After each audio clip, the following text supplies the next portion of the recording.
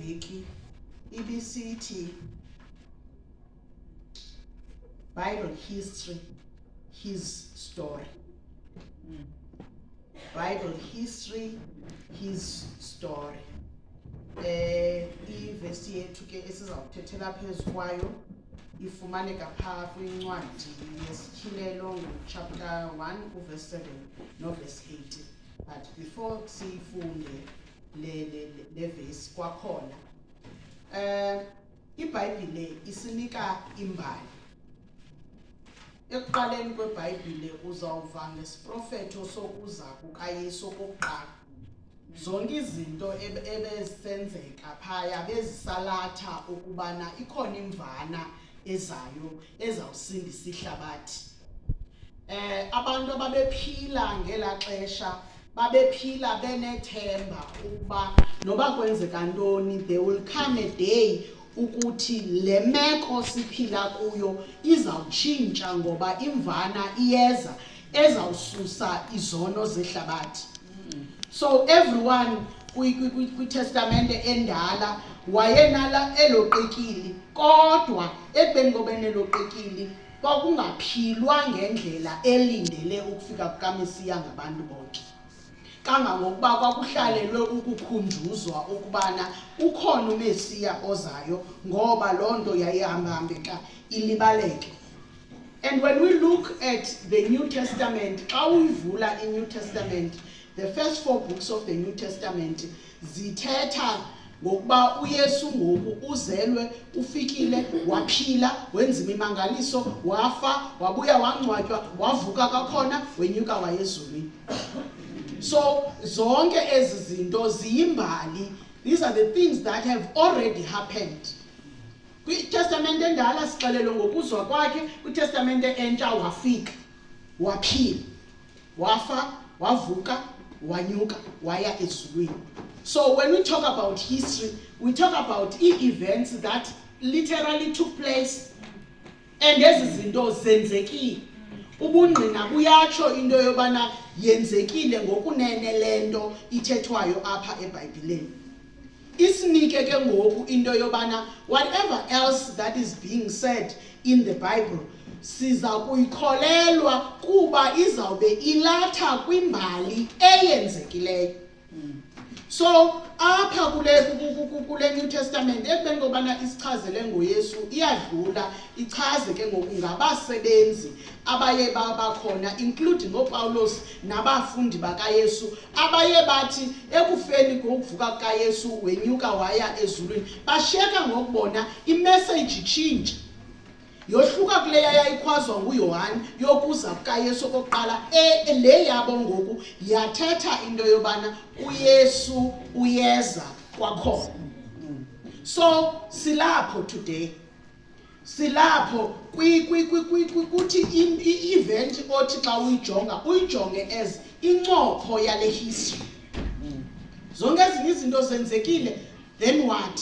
Sisekubeni ke ngoku into yobana there's still an event that is to come. And that event ezakuza kwakhona izawube isilisha yonke le history bekuthethwe ngayo apha.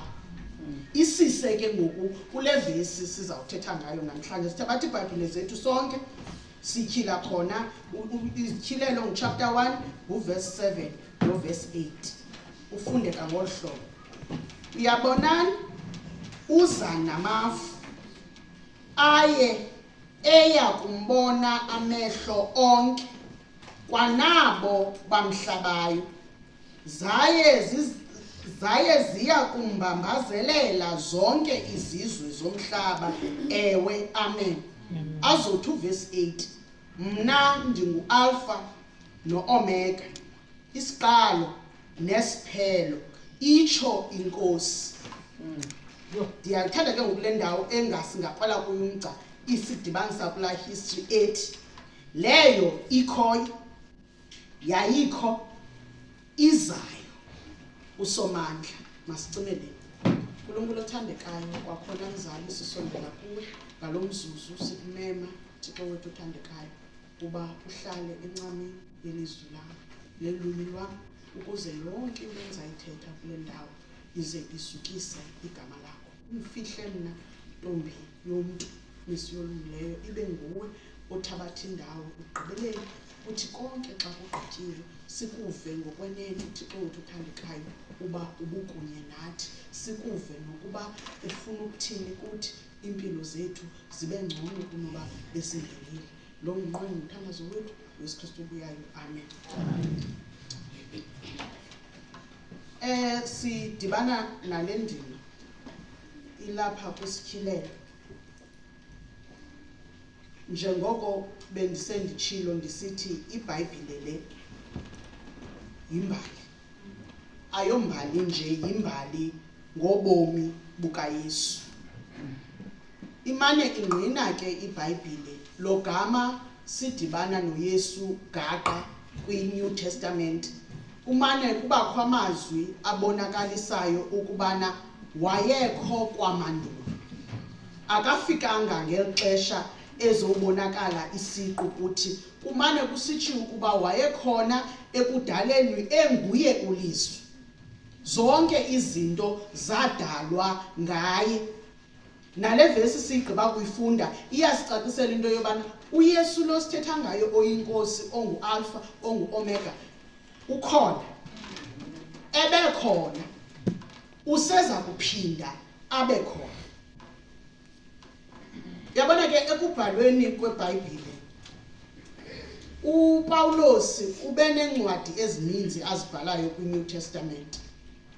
uPawulos is one of abantu abewenzileyo umsebenzi wokuhambisa indaba ezilungileyo.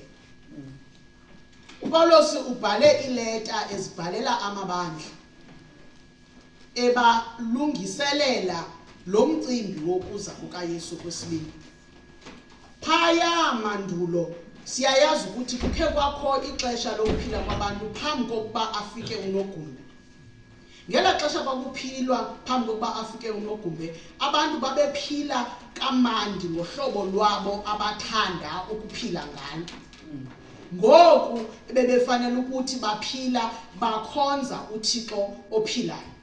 The same God ababengamlulameli is the God ababembonile ehamba kunye nabo ebakhupha ezintweni, kodwa ngalomzuzu kufuneka babonakalise ukumthobela. Abazange bayenze lonto. They kept on. There was a time apho uThixo wabajonga khona kanye phambi kokuba ngela xesha kuza ukufika uNogumbe. Ujonga uThixo afumanisa into yobana man, onyana bam, abantwana bam, they do as they please. Bahamba baphuma ngaphandle bayotshata abantu bangaphandle ababakhethe ngokwabo, as if akukho mimiselo ibekiweyo apha uba nantsi indlela ekufanele bakwenziwe. Kwavela kwezo zinto ke ngoku uba kubakho iyanhlukwana, ngoba kaloku aba baphume apha bekhuliswe ngendlela ethile bayongena kweli cala kungakhuliswanga ngale ndlela. Kubekho iyanhlukwana, kubekho amaxesha okubana le nto bafanele uba bayigcina ngomthetho kaThixo bangakwazi ukuyigcina because inkolo yabo ayifani. Yayinto yokuqala le uThixo ayiqaphelayo. Into yesibini uThixo aye wayiqaphela kwaba bantu into yobana ububi bunyuke ngefestiri. Indlela abantu abaziphethe ngayo abasaziphethanga njengabantu, baziphethe njengezilwanyana. Loo nto yenza into yobana uThixo abamba amazinyo esemazulwini. And this takes us to iNew Testament. Uyayibona uba yimbali ekuyintoni lena eyenzeke kwi-Old Testament. Ngoku ezi zinto zenzeka apha zibonwa nguPawulos ubhalela amabandla ubana ikhona into engekho right enenza ngayo. Anifanelanga uba niziphethe ngolu hlobo niziphethe ngalo, kufanele ukuthi kulungiseke. Ithi ke ngulento the history ebikhona yenzeka kumele into yobana si understand into yoba it's linked to the future. ukuba ngaba ezi zinto bezingenzekanga kuNoah sazibona mhlawumbi noPawulos ngengenayo ireference yalento yokubana aba bantu mabalungise ngoba uYesu uyeza okwesibini. But because this is something that has happened before, uyakwazi uPawulos ukuma abhalele amabandla esithi akwenzwa ngohlobo. Adlule uPawulos angabhaleli amabandla wodwa, abhalele ne-individuals ezizinikeleyo ukwenza umsebenzi abesebenza nabo. Mind you, zonke ezi zinto azenzayo uPawulos akazenzi in esempolweni kumandi. Uzithetha zonke ezi zinto kungekho kuhle empilweni yakhe. Some of the letters azibhalayo uzibhale setrongweni. Ayaleze ngoba uyasindeka yile message ayinikiweyo ukubana hamba uyoxelela abantu bamba balungise indlela yokwenza ngoba ndiyabuya kwakhona. Ke bona ke xa umuntu esithi ndiyeza umane ujonge eminyango angade eze ude utyhafe uyeke ujonge eminyango ujonge ngapha ngoba kaloku akasaveli. This is what is happening. This is what has happened in history. Ukuza kukaYesu okokuqala ngexesha uNoah athi ngenani enqanaweni izawunetha imvula. No one understood uba le nto iza kwenzeka nyani because yayingeyonto eyayikhe yenzeka before. Nalapha ukufika kukaYesu okokuqala uYohane uyihlahlile indlela.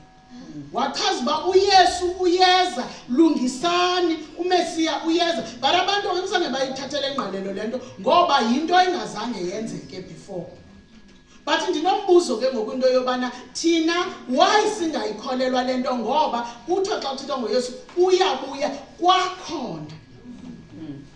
Yintoni le thina ebangela into yobana singayithatheli ingqalelo yonke lento ibhaliweyo eBhayibhileni isilumkisa into yobana masilungise indlela yethu yokwenza izinto.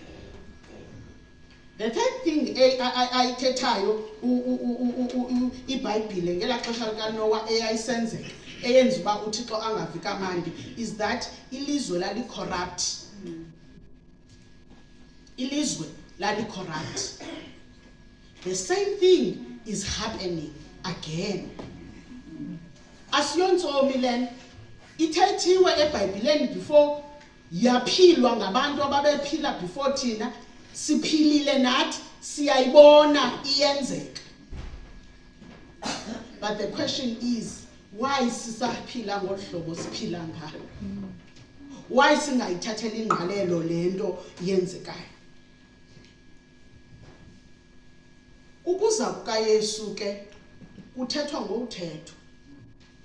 Mhlawumbi ingayenye yezinto ebangela into yobana abantu bangayithatheli ingqalelo. Abanye xa bethetha ngenkolo kaYesu abathethi ngento physical, bathetha ngomoya. You'll hear i-religions ezithetha ngolo hlobo into yobana hayi yonke lento it's in the spirit. So akukho nto i-physical iza kwenzeka ngale. Angambana xa ebuya uYesu akukho nto sizayibona. Into esizayibona sawubona qha abantu beqhulelwe ezulwini. Sithi sihleli apha sibabini lo athi silapha aveske angabikho nalo aveske angabikho ukubuya kwakhe oko. There are so many theories ezikhoyo ezithetha ngokuza kukaYesu okwesibini. Sizawuya ke kulonto uba thina eBhayibhileni sibona ntoni ukuza kukaYesu. But before we get there, njengoba kule history ezi zinto zenzekile, wafika uYesu, waphila uYesu, wafundisa, wabethelela emnqamlezweni. La khona ibali sonke siyalazi, ibali lobethelelwa kukaYesu emnqamlezweni. Wafa, wabuya, wavuka. Ekuvukeni kwakhe uphilile insuku ezimbalwa. Emveni koko wenyuka waya ezulwini. Uthi xa enyukayo abafundi bakhe bava kabuhlungu, bamile bajongile into yobana he wemka uYesu. Bajonge kulaa ndawo ayotshona kuyo. Ufika isithunywa kubo sisithi nimeleni apha. Nakhedama najonga phaya ezulwini. Lo Yesu uthathiweyo apha kuni wenyuswa waya ezulwini uzawubuya kwakhona ngale ndlela. asuwe ngayo ezulwini.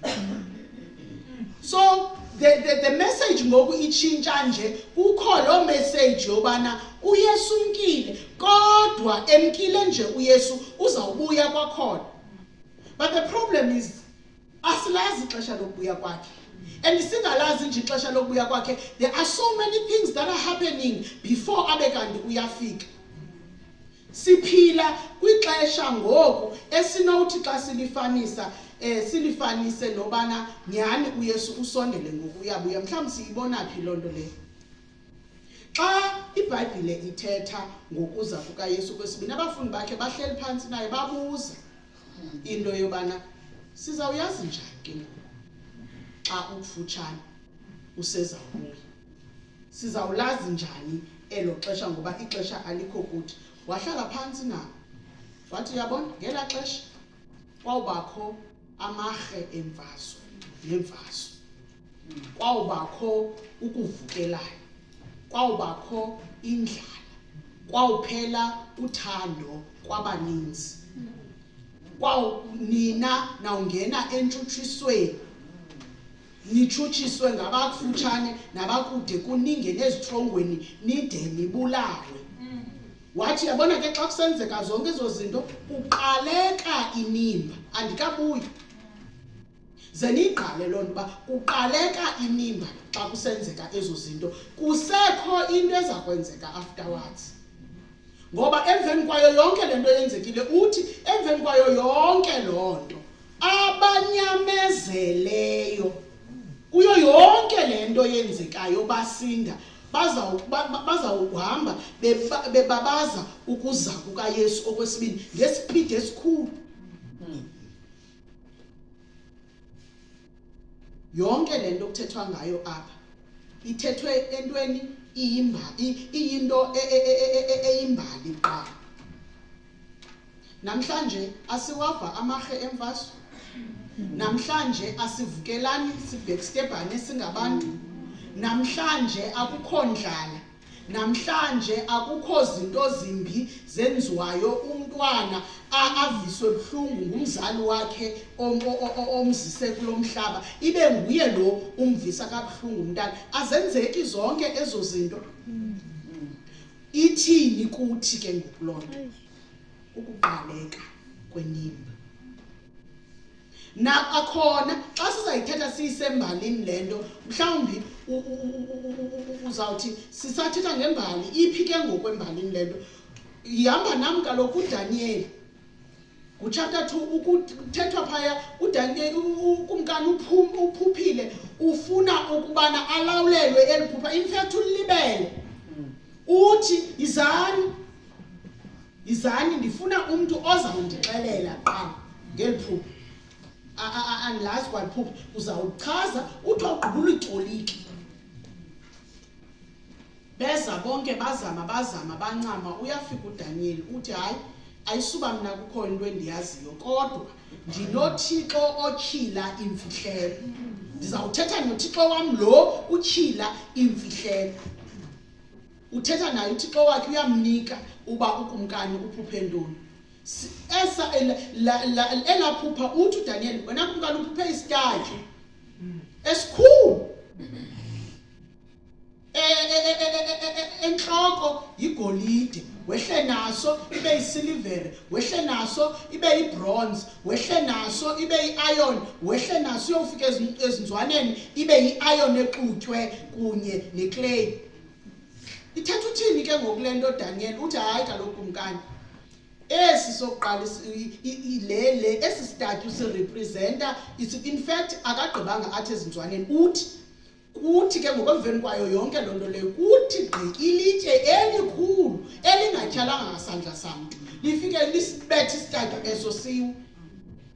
Ithetha uthini ke ngoku le nto Daniel? Uthi uDaniel kaloku kumkani, ezi zizikumkani ezizawuphatha, kubonakaliswa amaxesha apha ngesi sitatyu.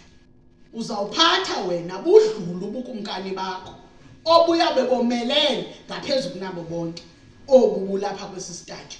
alandele osemveni kwakho aphathe naye ebubu strong kodwa not njengawe, alandele nomnye emveni kwakhe naye usaphethe usalawula ilizwe lonke, naye isekhona into evakalayo kodwa amandla ya esiba weak esiba istatue sisehla azofika kwindaba ye iron. Athi ngoku iron izabetha bonke abawokumkani bebekhona kuqala, ithi sango bonke abaya bokuqala bebephethe ngokuqilima uba baphethe indawo eninzi, kodwa ngoxa kufika kwi-iron bazawuthi sa uphathwe kwiindawo ezi-different. But masiye ezinyaweni ke ngoku apho kudibana khona i-iron nodongo. Uthi apho ke kumkani kwawuthi kuzanywa udityaniswa kube kungadibani. Kodwa apha kwezi kumkani khona esitrongo kunezinye, zikhona ezistrongo kunezinye, kodwa kuzanyelwa into yoba makufane noba kumkani bokuqala kube strongo kwakhona kulawulwe bonke abantu, kodwa ayenzeki. Siphi ngoku? Asiphili kuloo nto ngoku yezikumkani ezi-different ezilawula indawo zazo ngendlela ezi-different, but zifuna istake kwabanye kumkani. Benzile nje bakhona abastrongo kunabanye, benzile nje kukhona abarhweba bhetere kunabanye, abanye bagoba kwabanye ngenxa yorhwebo, abanye bagoba kwabanye ngenxa yoba benomkhosi omkhulu. Sikuloo ndawo. So if you say le nto ibithethwa kuqala yokuba zonke izinto ziza kwenzeka, well, wayeyithetha uYesu khange sizibone ezisenzeka, kodwa yonke laa nto ithethwa nguDaniel yezazitatyu siyibonile isenzeka isembalini, nangoku siyayiphila, siphila kubukumkani obuhlukahlukene ohlukene even thina eAfrika.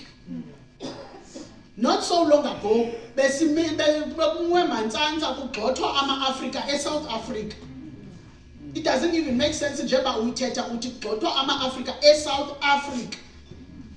Same continent, kohlukene ulawulo, akuthethwa language yi-one. So ezi zinto zithethiweyo kule mbali kushota ntoni ngoku? Zonke ezi zinto zithethiweyo kushota ntoni? But before sithi liyeza ilitye elizawubetha istatue, have you noticed into yoba kuthiwe kuzawuba khona ukungabikho mnandi? Akho mandi. Intshutshiso izawuhlala phezu kwethu. Mhlawumbi yiyo nale nto tata uDingiswayo singayilangazeleli le nto yokuza kukaYesu kwesibini, sidiniwe. Sidiniwe emphefumlweni, udiniwe yonke into imbi, yonke into imbi noba wena personally uva kamandi, but izinto ezikungqongileyo zikuvisa kabuhlungu de ungabi nanjabulo. That's where we are. Asikafiki ekubeni kokubana ilitye liyabonakala, and before elalitye libonakale mna nawe funeka siproclaime ukuza kukaYesu kwesibini. So okutyhafa kwethu akusincedisi, because le period lena ifuneka idlale indima yayo ngolo hlobo kufuneka idlale indima yayo, eziya zidlulileyo zikwi-history. Kodwa kuyo yonke le nto, why are we saying ukuza kukaYesu okwesibini i-climax? Not just the climax, but a glorious one. Xa kuthethwa ngokuza kukaYesu zine izinto esinoziqaphela. Okokuqala yinto yobana wonke umuntu uzayibona le nto. Izawubonwa ngabahleli, izawubonwa ngabafileyo. Wonke umuntu uzawuba ne-opportunity yobana makambone uYesu xa esiza kwakhona. Akho muntu uzakuyiphosa. So it is going to be a big thing. The biggest event of all. Apho nizawubona i-event A1 ilizwe lonke without TV. Ngoku ukuze siyibone into eyenzeka kwelinye ilizwe sincedwa yi-internet. Sibukele ezi-TVini sibone ngokuba eAmerica kwenzeka lena, eUK kwenzeka lento, eNigeria kwenzeka lento, eChina kwenzeka lento. But that day it will be different. Ziba khona ii-events eziba khona kuthiwe izaba nkulu izaba se-stadium okanye kuthiwe izaba nkulu izaba se-ICC, but this one zonke ezi ziba khona azithathi nto. It's gonna be a big event. Okwesibini, le nto xa iza kwenzeka izawuvakala ezindlebeni zabantu bonke. Ayizukwenzeka nje ibe yinto engavakaliyo. Umuntu athi hayi khandive uYesu ufikile, hayi bo khandimbone, uyabona ngoku yawayevuka yaba yinto enjalo ne. Kuthiwa hayi ubuyile, kuthiwa omnye hayi mani ubuyile uphi khandimbone, yebo yasetyezwa yahamba ulwimi wonke umuntu wambona egqibeleni olapha uba ubuyile. This one ayizukwenzeka kanjalo. Indumasi ezawuba khona ukuza kukaYesu okwesibini izawuba ngaphaya. Le nto amaTesalonike okuqala ayayingqina ukuba inkosi ngokwayo iyakuhla emazulwini. Laa nto ibithethiwe ngohlobo anyuka ngalo uzawuphinda buya ngalo. Uthi athi amaTesalonike inkosi ngokwayo iyakuhla emazulwini inendanduluko, inelizwi lesiphathazithuni, inexilongo likaThixo, baze abafele kuKristu bavuke kuqala. Kanti naba abahleli bazayibona le nto. Akuthethwa ngabafileyo bodwa. Ungakhawulezi uthi hayi ndifuna ukufa because abantu abazawubona uYesu ngabafileyo. Nabahleli bazayibona le nto. I-loud uba uyayikhumbula ku-2010 sine-World Cup apha sikhalisa ivuvuzela, abazali bavala indlebe uba yangxolezi izaba louder than ivuvuzela. Into yokuza kukaYesu kwesibini, it's not going to be a secret. Okwesithathu, ebendizaba ngumbukiso. Yamazi umbukiso? It's going to be a parade. Ayizuba yinto nje uzawuva ilizwi uhlala endlini uqonda uba hayi awufuna ukuyibo. You'll want to be there uyokuyibukela because izawuba si-spectacle. uYesu uzawuthi gqi engahambi yedwa, ehamba nomkhosi wengelosi kunye naye. Kwa izivatho zabo zizawube zisithi ndijonge. Yonke into yabo ebabeyenza izawubibonakala into yoba le ayisuki apha le. Sinawo amahashe akhoyo but la amahashi zange sawabona. Sinazo ifabric esinazo apha but ezi ngubo zinxitywe ngaba bantu asizange sazibona. This will be the coming of Jesus. Uzawuza nabo ubuqaqabuli bukaThixo. Siyabukhumbula ubuqaqabuli kuthethwa ngabo sizotyelwa esanctuary. Siyabukhumbula uba awunawukwazi nokujonga let alone into yobana ujongane noYesu ubuqu uThixo ubuqu, kodwa ngalamini sizawube simjongile. Kukuhle i-event ejonga efuna into yobana sonke siyijonge. Okwesine into efuneka siyijongile iphindela kulaa nto bendithetha yi-history kaloku le sithetha ngayo silinka to the future. And ke funeka siyi-understand that this event esithetha ngayo asiyontsomi ngokwenene. It's something that is going to happen. Phaya bekuthiwe phaya ngoku ahambayo uYesu kwincwadi yezenzo kwathiwa nimele ndoni niqolezele phezulu nje. Lo Yesu nimbonayo enyuswa ngohlobo uzawuphinda abuyiselwe kuni ngohlobo ebenyuke ngalo. So ukubuya kukaYesu uzawuba yinto efanayo nangokuya ebenyuka. Yenzekile. We need to believe this. And singayikholelwa nje lento sithi look forward to it. Ezi zinto zisivisa kabuhlungu mazingayicimi ispectacle esisaya kuso. Ezi zinto zisivisa kabuhlungu mazingayicimi into enhle uYesu asasibekele yona. Mhlambi ke unento ethi okay he comes then what? Hayi kaloku uthe uzawubuya ngoku uthe wathi uyenyuka uyosikulungiselela indawo. Uzawubuya azosithathela kuyo ukuze apho akhoyo nathi sibe khona. So it means lento akabuyi nje azohlala nathi apha siphinde sisafarisha apha. Remember ngokubezile kuqala kukhona izinto ayengazange wazidila ezibukumkani balapha emhlabeni yena wayezowudila izinto zezulu. But this time around akazoshiya apha siphinde sidilishane nemeko zalapha.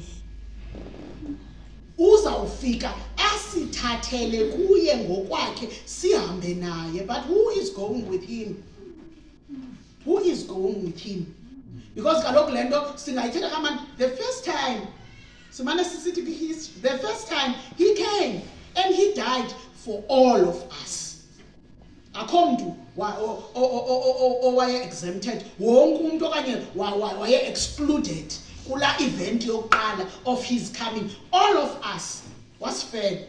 But this time around tikite ezandleni. Tikite ezandleni. Uba awazani noYesu, forget it. Uba ngaba awuhambi ngendlela athi hamba ngayo, forget it. Uba ngaba awumsebenzeli, forget it. Yazi bathe into ndizithetha into yobana ayonto iyi-one. Andithandi uba ngumsebenzeli qha. Funeka umazi, funeka umsebenzele, funeka umphilile. Zonke ezo zinto funeka zibe lapha kuwe in order for you uba ube khona kwela nani lizawuxhelelwa emafini. Because not everyone will say nansi inkosi yethu ebesiyilindele. Kaloku even today we've got abantu abangakholelwayo uba uYesu khona. Abo bantu ukuba ngaba kwenzekile apha ekubeni ngoba siyicacisa le ndaba yevangeli kwaphela ubomi wafika uYesu bengakhange bayikholelwe uba there is a God in heaven, abayi.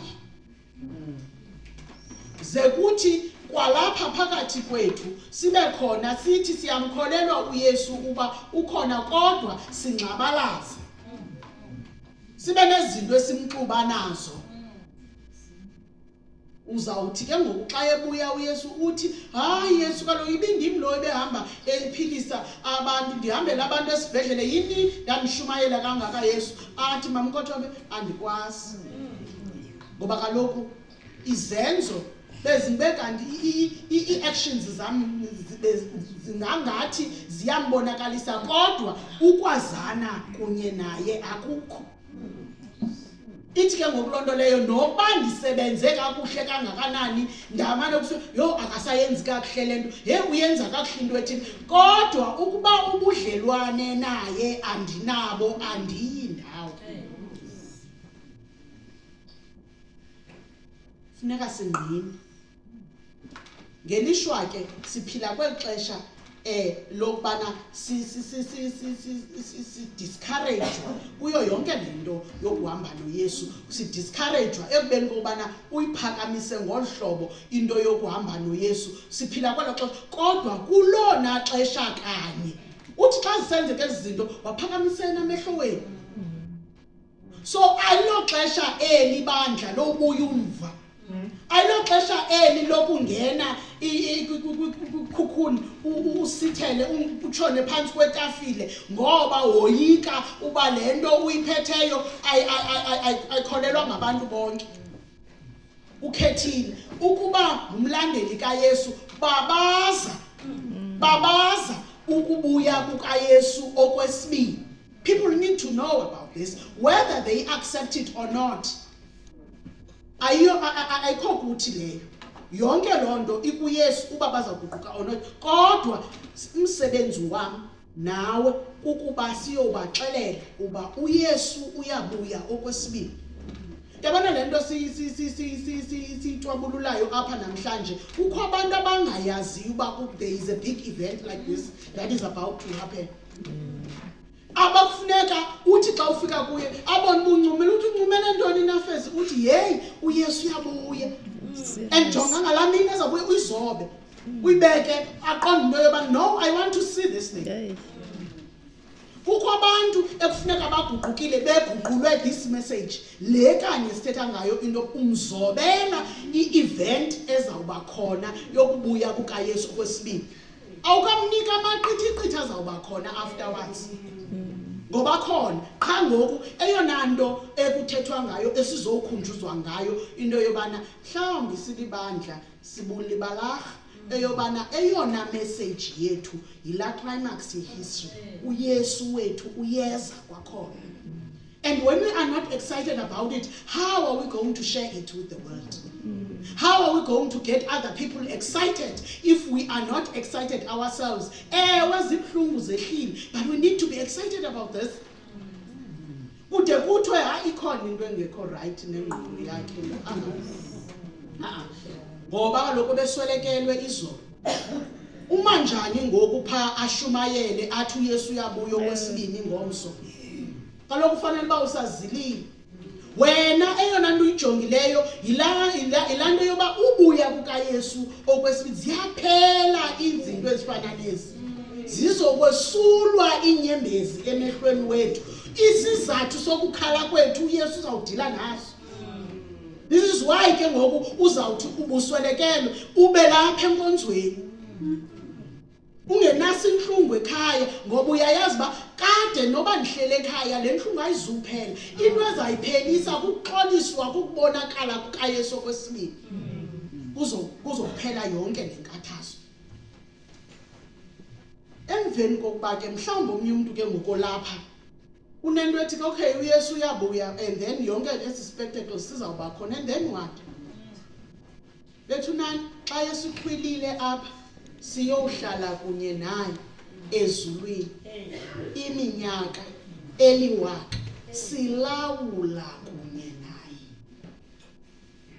Yabona ezi zikumkani ezikhoyo apha emhlabeni ezizibekwa ngabantu azithatha ndawo apha kuwe nam xa sesihleli phana noYesu isithi abakwicabinet silawula kunye noYesu. Ngoku uyibukele eTV iParliament hayi sizawuba pha eParliament silawula kunye nabantu noYesu 1000 years. Akhona kwimbi eyehlayo oko kokuba ubuhlekile. Yabona ngoku uthi usahleka kuthiwe ikhona into erongo na akanawuhleka kokoko kaloku ii-emotions abantu zifanele baziyaxubana. Kuba ixesha noko akhe abe serious abethu utheni nesolo kwehleka kokoko asubuzwa loo nto kwabe kumnandi kungekho nanye into lento ikudakumisileyo ibangela uba ungakuvuyeli ukubuya kukaYesu okwesibini will be dealt with. Ngala 1000 years kumnandi sihleli kanti ayikapheleli. Yayazi iminyaka eyiwaka abanye abantu baphila msheni babe na 100 uqonda uba hayi uphila ibhaso hey 10 times la 100 sihlele ezulwini kanti ayikapheli into emandi. Eyona ndawo siyakuyo into yobana ngexa sihleli phaya ezulwini uyaklinwa lo mhlaba lo nalo usibhokodisayo ukhonxiwa kokwanto akwazi ukuyenza ngela xesha. Ngoba simane sithi umtyholi wathi yabona njeba eleqa kangaka nje ewisa wena nam uyayazi ba thina ngela xesha sisonwabileyo pha yena ukhonxiwe. Akho nto imandi ngayo ngela xesha kuzawukhuculwa yonke le emveni kwala minyaka eliwaka. Ebethu nani uhle umzi oxikiziweyo ongakhiwanga ngazandla zam. Yabona ke apha igolide le sicaba thina siyayithenga phofu ke sonke mhlawumbi bakhona abanayo nayo kwa imali yokuthenga. Yebethu sawube sihamba ezitratweni zegolide kucikiziwe njeba izinto ezinhle amatye amahle siwabona apha. Kukho abantu abazithathele kubo ezazinto, kukho abantu abazilele kubo eza minerals sazinikwa nguYesu sonke uba masiphile ngazo. Bazithatha bayazi-owna ba-owna la mihlaba. Yabona zonke ezazinto izabe into yodlala abantu xa sifike eJerusalem.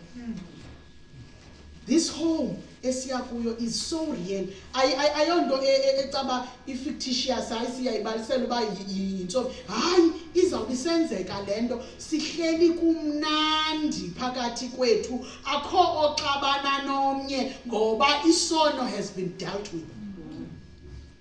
Phaya kuzabe kukho ipeace kwelakhaya. kuzabe kukuhle kukwipeace sihappy izabe ingasirhuni into yotya amagqabi hayi tata kunzima ngokutya amagqabi kunzima ukutya healthy ngoku kodwa phaya izabe into emandi ukuyenza loo nto ngoba akukho ntando ingeyiyo kaThixo yonke intando yekaThixo phaya elakhaya Eliana izabe likhaya linobuqaqawuli elihle eyona nto ibaluleke ngaphezulu nako konke ke bethu nani izabe likhaya elinothixo Amen. abantu bakaThixo behleli naye kumnandi so lento ithethekayo apha into bana le ndima yokubuya kukaYesu kwesibini is the climax of ibali losindiso. Let us take it seriously. And then ke ngoku njengoba siyithatha seriously nje the joy that comes with it mayibonakale kuthi xa sithetha ngayo sikholelwe thina kuqala. Lento kayizukwenzeka nje singathandazi. Indlela yokubuyela kuyo yonke lento ingqondo yethu iphinde ibe refocused sibe aligned kwindlela yobana uYesu uyabuya okwesibini is for us to pray. Awakho amandla sinawo thina uba ubunawo amandla ngodloba ngoku but the fact that woyiswa kuphuma uyochazela ummelwane uba uYesu uyeza ngobusokola kunye naye it shows into ba awunawo amandla. Kodwa ukuze sibe nawo amandla funeka sicele kuYesu athini uYesu xa ephendula kuthi angakuniki ezi zinto zonke ubone umuntu wonke yonke hayi athi unakho ukuzenza zonke izinto ukumna ndikomeleza akakunikanga golide akakunikanga silver but uthi kulento ukuyo ikulelek ukuyo you are able uba mawuphile ubomi obucomplete ngoba amandla uwafumana kubantu kum.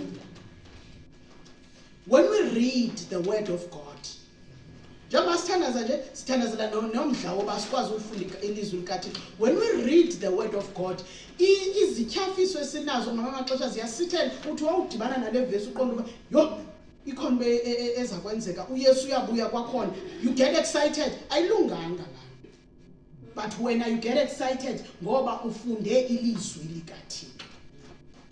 So eyona nto iziswayo kuthi namhlanje sivile imbali ngoYesu sizibonile zonke izinto zibhaliwe kodwa ngoku eyona nto masijonge kuyo yinto esezayo kwakhona i-event yokubuya kukaYesu okwesibini yiyo le mayibangela ukuthi masigajaze yiyo le mayibangela ukuthi uthando lwethu laqala levangeli lubuye ngoba ngela xesha uphuma emanzini uphuma ugajaza nyani ufuna uyihambisa levangeli kodwa ngoku utyhafile.